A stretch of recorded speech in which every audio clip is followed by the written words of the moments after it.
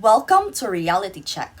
What's real and what's rewritten, where we take viral headlines, strip away the deception, and break down what's real. I'm your host, Rain, and today we're diving into three headlines that spread confusion across the Philippines and beyond. From a religious walk in Cebu misrepresented as political propaganda to TikTok claims challenging Philippine territory, and all the way to a controversial article likening Trump to Bush. First up, let's take a virtual trip to Cebu, a local story that started with a simple Facebook video but spiraled into political misinformation.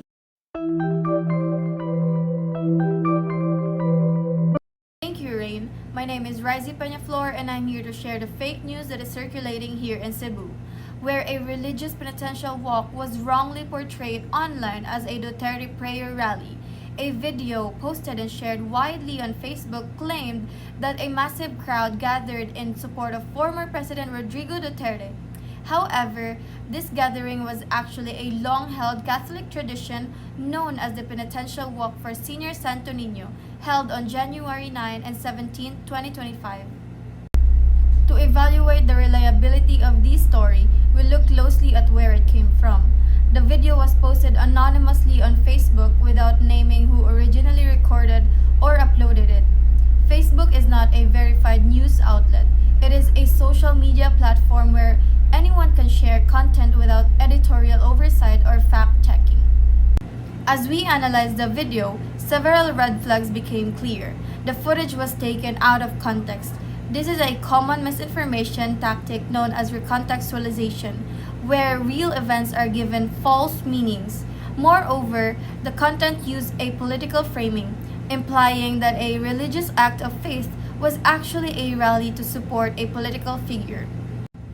When comparing these claims to verified sources, the Philippine Information Agency or PIA officially stated that the video showed the penitential walks for Senior Santo Niño. The fact-checking coalition Check.ph also confirmed this, explaining that the religious procession had no any connection to any political cause. Even Vatican News emphasized that such penitential walks are acts of devotion, not political events. So, what looked like a political event was actually a deeply spiritual tradition. From the streets of Cebu, we now move to a national issue that takes us into the heart of online misinformation, TikTok. Let's hear what's happening on the territorial front.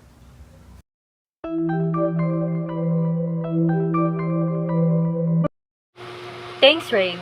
My name is Shena Ogaya, live from Palawan. The misinformation comes from the Chinese TikTok, also known as Douyin, where viral posts claim that the island of Palawan historically belonged to China and was once called the Zhenghe Island, named after the Chinese explorer. These videos implied that China has a historical right to claim Palawan. To assess the veracity of this claim, we first consider the source. Douyin, a short-form video platform in China. The creators of these videos were unnamed, and the content lacked any academic or government backing. Since Douyin is a social media app, not a historical or geopolitical authority, it lacked the editorial standards and the factual accuracy required to support such serious international claims. Several red flags were present in these claims. First, they rely entirely on social media as the authority for major geopolitical statements, something that should always be questioned. Second, the term Zhenghe Island appears to be invented without any historical documentation. Lastly, the claims were made without official support or formal statement from the Ministry of Foreign Affairs to back the posts. Now, let's look at what's true. According to the National Historical Commission of the Philippines, the claim that Palawan was ever part of China is completely false. Additionally, the 2016 ruling by the Permanent Court of Arbitration in The Hague rejected China's 9-dash line, which includes waters and territories near Palawan. Sources like the Rappler, Press1.ph, and even international legal rulings support the truth that Palawan is and always has been part of the Philippines. Thank you. Now let's take our fact-checking patrol to the global stage, where a powerful opinion piece in a respected news outlet stirred intense debate.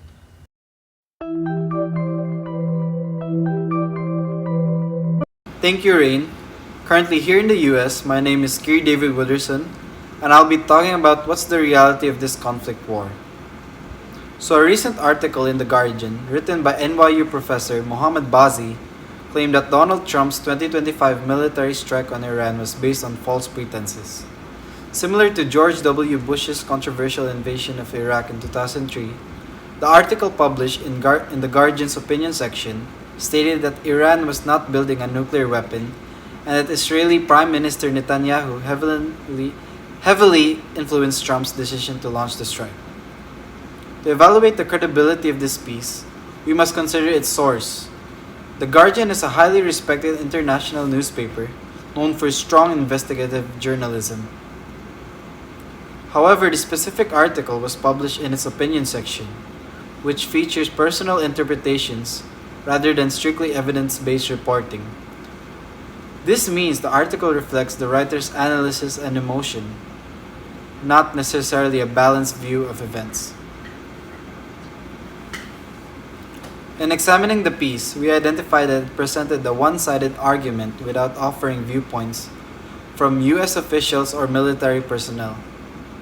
The article made serious accusations such as starting a war based on a lie, without providing solid evidence like intelligence documents or insider memos.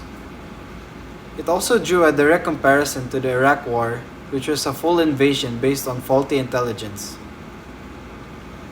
The Iran strike in 2025 was more limited, with no ground invasion and no comparison, risked oversimplifying the complexity of both events.